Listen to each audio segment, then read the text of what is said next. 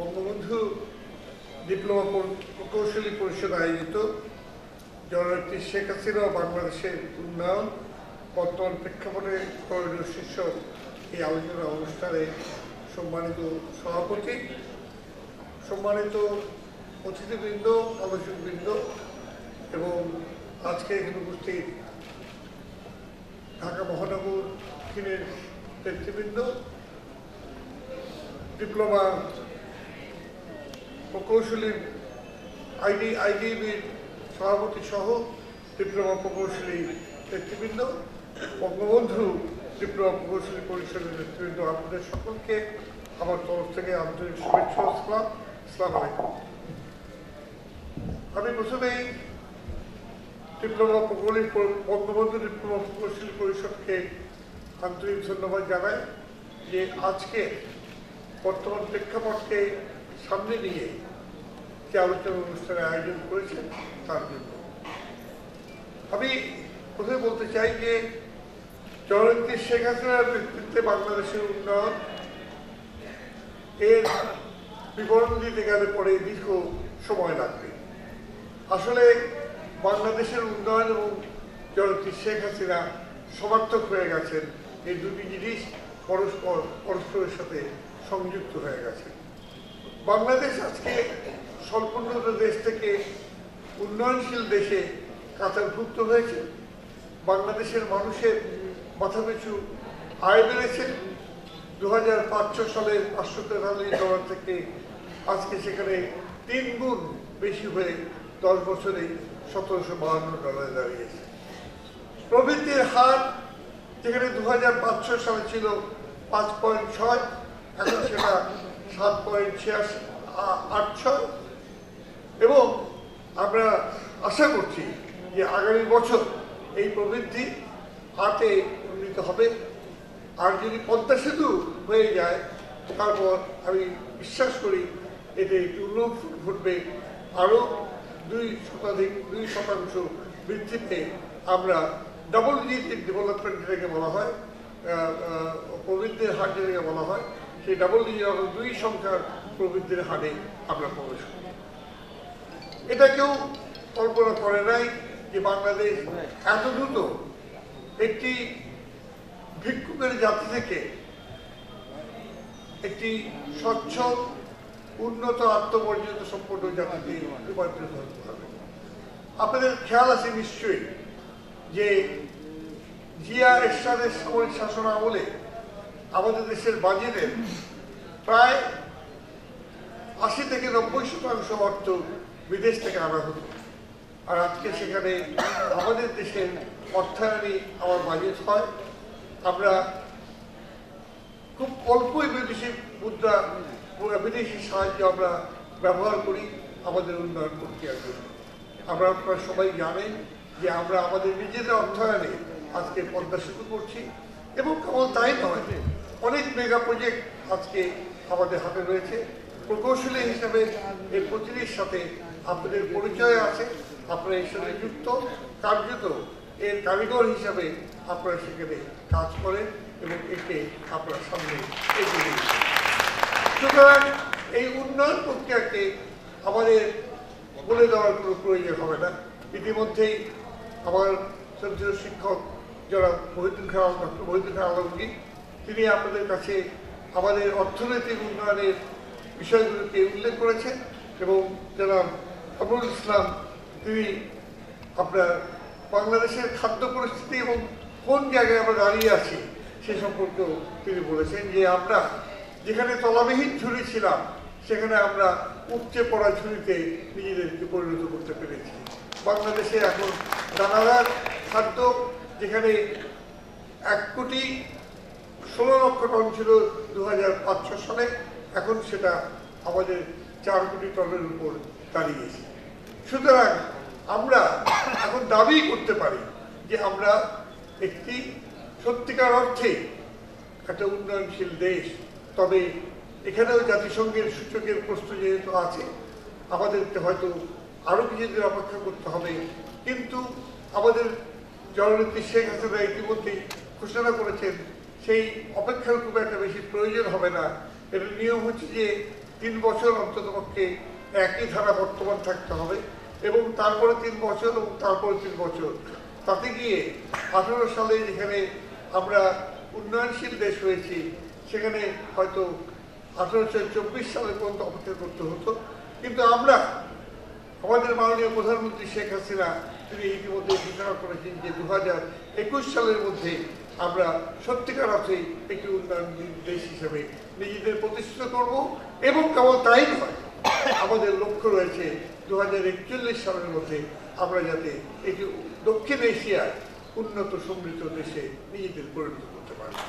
সুতরাং এই উন্নয়ন প্রক্রিয়ার সামগ্রিক বিষয়টি আমাদের সামনে একটি পরিষ্কার চিত্র আমরা পাই, কিন্তু আমাদের দুর্ভাগ্য যে আমাদের বিরোধী পক্ষগুলো রয়েছে যারা মাঠে ময়দানে আগুন সন্ত্রাস থেকে শুরু করে হত্যা, খুন, ধর্ষণের রাজনীতি অভ্যস্ত, সেই সব শক্তি আমরা লক্ষ্য করেছি যে তারা কখনোই স্বীকার করেন না দেশের উন্নয়ন হয়েছে।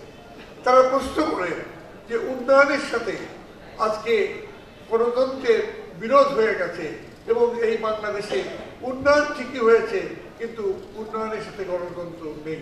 অথচ আমরা জানি যে আমাদের যে কোনো দেশের উন্নয়ন এবং গণতন্ত্র সমার্থক এবং উন্নয়ন এবং গণতন্ত্র পাশাপাশি হাত ধরাধরি করে চলে।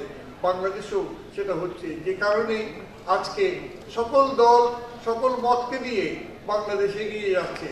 এমনকি যারা যুদ্ধাপরাধ করেছে, যারা যুদ্ধাপরাধের দায়ী হয়েছে, তাদেরকেও কিন্তু রাজনৈতিকভাবে নিষিদ্ধ ঘোষণা করা হয়নি।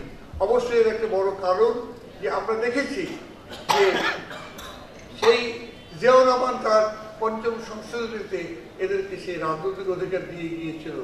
আজকে সেটা ফুলে ফলে পল্লবিত হয়ে বিশাল মহিলে রূপান্তরিত হয়েছে এবং তার ফলশ্রুতিতে এটার শিকড় উপড়ে ফেলতে আরও সময় আমাদের লাগবে এবং সে কারণেই আজকে জামাত তাকে রাজনৈতিকভাবে নিষিদ্ধ ঘোষণা করা হয়নি অথবা নিষিদ্ধ ঘোষণা করা যায়নি। অবশ্যই ইতিমধ্যে যুদ্ধাপরাধী দল হিসাবে হাইকোর্টের নির্দেশে তাদের নিবন্ধন বাতিল হয়েছে। কিন্তু নিবন্ধন বাতিল হলে কি হবে? আমরা লক্ষ্য করেছি, একথা এখানে আপনারা শুনেছেন, এবারের নির্বাচনে জামাতে ইসলাম বিএনপির বনামে নির্বাচন করবে। তারা ধানের শীষ মার্কায় 25 জনের মনোনয়ন দিয়েছে। কেবল তাই নয়, বিএনপির মতোই তারা পাশাপাশি আপনার বিকল্প কিছু স্বতন্ত্র সদস্য দাঁড় করিয়েছে। আমরা দেখেছিলাম যখন ঐক্য প্রক্রিয়া হয়, ঐক্য ফ্রন্ট হয়, সেই ঐক্য ফ্রন্টের ডক্টর কামাল হোসেন তিনি এবং অন্যরা বারবার করে বলেছেন যে জামাত যদি থাকে তাহলে ঐক্য হবে না, ঐক্য করা যাবে না। কিন্তু 1.5 ঘন্টার মধ্যে যে ঐক্যটি তারা করে ফেললেন, সেই ঐক্যের প্রক্রিয়ায় আজকে আমি দেখি যে ওই বিএনপির ধানের শীষ জামাতের হাত থেকে হাতে হাত ধরাধরি করে কামাল হোসেনের হাতে তুলে দিয়েছে। তারা সেই ধানের শীষের বোঝা এখন কামাল হোসেনরা বইছে এবং তার মধ্য দিয়ে বিএনপি জামাতকে জায়েজ করার যে অভিলাষ ছিল সেই অভিলাষটি তারা পূর্ণ করেছে এবং সেই লক্ষ্যে আজকে নির্বাচনকে সামনে নিয়ে আরো নতুন নতুন ষড়যন্ত্রের খেলায় তারা মেতে উঠেছে। আপনারা খেয়াল করে দেখেছেন যে বিএনপি 300 আসনের জন্য 800টি আসনের মনোনয়ন দিয়েছে। এটা সংসদীয় রাজনীতির ইতিহাসে অত্যন্ত বিরল ঘটনা। আমি অবাক হয়ে লক্ষ্য করি যে আমাদের পত্রিকাগুলো এই বিষয়গুলো নিয়ে খুব একটা মাতামাতি করে না। অন্য ছোট বিষয় নিয়ে অনেক কথা বললেও এই কথাটি তারা বলে না যে 300 আসনের জন্য 800 জন সেই মনোনয়ন প্রদান করা এটি একটি বিরল ঘটনা। এর অর্থ এই যে বিএনপি নির্বাচন নয়, বরঞ্চ নির্বাচন নিয়ে খেলা করে তারা নির্বাচনের পরবর্তীকালে এসে অথবা নির্বাচনকালীন সময়ে এসে তারা সরকার পতনের আন্দোলন ঘটানোর জন্য যে কোনো জায়গায় সচেষ্ট তারা হবেন এবং নির্বাচনকে বানচাল করার, নির্বাচনকে প্রশ্নবিদ্ধ করার, নির্বাচন সম্পর্কে জনমনে আস্থা তৈরি করার সে ব্যাপারটি তারা সেখানে আজকে তাদের এজেন্ডার মধ্যে তারা রেখেছে। সুতরাং আজকে যেখানে কথাটি এসছে যে বর্তমান প্রেক্ষাপটে করণীয় কি, বিশেষ করে প্রকৌশলী যারা রয়েছেন, তাদের ডিপ্লোমা প্রকৌশলী যারা রয়েছেন, তাদের করণীয় কি? আমি মনে করি খালি ডিপ্লোমা প্রকৌশলী নয়, আজকে সারা দেশের মানুষের একটি করণীয়, সেটি হচ্ছে এই ষড়যন্ত্রের শক্তি যারা ঐক্যবদ্ধ হয়েছে সেই ষড়যন্ত্রের শক্তিকে প্রতিহত করা, প্রতিরোধ করা, নির্বাচনের মধ্য দিয়ে নির্বাচনে ভোট প্রদানের মধ্য দিয়ে আজকে আমাদের তার উপযুক্ত জবাব দিতে হবে। আর সেটা যদি করতে হয় তাহলে এই উন্নয়নের যে বার্তাটি সেটি ঘরে ঘরে পৌঁছে দিতে হবে। আমরা জানি যে উন্নয়নের কিছু বেদনাও আছে, যেমন আমাদের উন্নয়ন হচ্ছে, সেই উন্নয়নের পাশাপাশি আমাদের সেখানে কিছু অসাম্য বা বৈষম্যের সৃষ্টি হয়েছে, এটাও সত্য। কিন্তু একটি কথা এখানে বলা প্রয়োজন, চীন যখন তার রিফর্ম প্রোগ্রামে এসে যখন তার দেশকে তার জানলাগুলো, তার দরজাগুলো খুলে দিল ডেভেলপমেন্ট প্রোগ্রামের জন্য, তখন ডেং শিয়াওপিং কথা বলেছিলেন যে কিছু সময়ের জন্য কিছু লোককে ধনী হতে দাও, অন্তত সেই ধনী হয়ে যাওয়ার পরে দেখা যাবে সারা দেশের মানুষ ধনী হচ্ছে। আজকেও আমরা সমালোচিত হচ্ছি যে বাংলাদেশে ধনীর সংখ্যা চীনের কাছাকাছি পৌঁছে গেছে, প্রতি বছর যে হারে বৃদ্ধি পায় এরা নাকি চীনের কাছাকাছি পৌঁছে গেছে।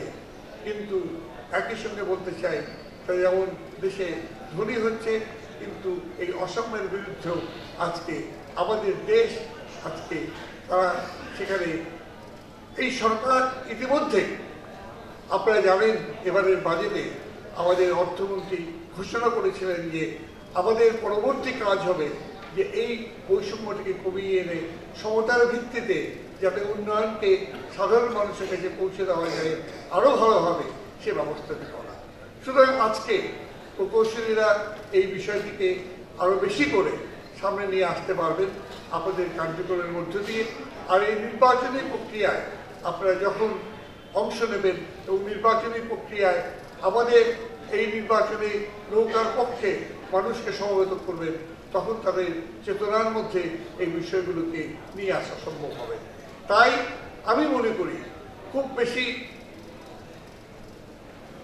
বক্তব্যের প্রয়োজন পড়ে না, খুব বেশি কথার প্রয়োজন পড়ে না। আমরা কেবলমাত্র উন্নয়নের চিত্রগুলোকে তুলে ধরে এবং প্রাপ্তি প্রত্যাশার মধ্যে যে ফারাকগুলো রয়েছে, সেই ক্ষেত্রে যে অসঙ্গতিগুলো রয়েছে তাকে দূর করার জন্য ব্যবস্থা দিয়ে অবশ্যই সামনে এগোতে পারে। ইতিমধ্যে আপনারা শুনেছেন আমাদের প্রধানমন্ত্রী একটি ঘোষণা দিয়েছেন সেদিন তরুণদের সাথে আলোচনায়, সেখানে তিনি বলেছেন যে বাংলাদেশের এই উন্নয়ন প্রক্রিয়ার ক্ষেত্রে এসে আজকে কতকগুলো চ্যালেঞ্জ আমাদের সামনে রয়েছে। সেটাকে তিনি উল্লেখ করেছেন মাদকাসক্তি, উল্লেখ করেছেন জঙ্গিবাদ এবং উল্লেখ করেছেন সন্ত্রাসী হিসাবে। এই তিনের বিরুদ্ধে লড়াইয়ের পাশাপাশি তিনি একটি নতুন ঘোষণাও দিয়েছেন। সেই ঘোষণা হচ্ছে যে আজকে উন্নয়নের সাথে যে দুর্নীতির নতুন সম্পর্ক স্থাপিত হয়েছে, এই ক্ষেত্রেও বাংলাদেশ পিছিয়ে থাকবে না, বরঞ্চ এই সরকার যদি পুনরায় ক্ষমতায় আসতে পারে, শেখ হাসিনা যদি পুনরায় ক্ষমতা আসে, তাহলে দুর্নীতির প্রশ্নেও জিরো টলারেন্স নেবে দেশকে একটি দুর্নীতিমুক্ত বাংলাদেশ তারা করবে। আজকে বাংলাদেশ একটি স্বাধীনতা, গণতন্ত্র, উন্নয়নে সেই পরিচিতি একটি দেশ, সঙ্গে সঙ্গে এই দেশটি অসাম্প্রদায়িক দেশ এবং দুর্নীতিতে মুক্ত দেশ, সমতা ভিত্তিক সমাজ গড়ার সেই লক্ষ্য নিয়ে বাংলাদেশ এগিয়ে যাবে।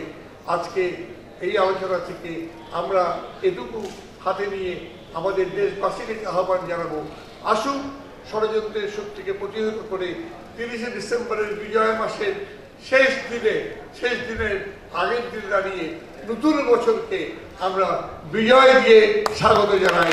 জয় বাংলা, জয় বঙ্গবন্ধু, বাংলাদেশ চিরজীবী।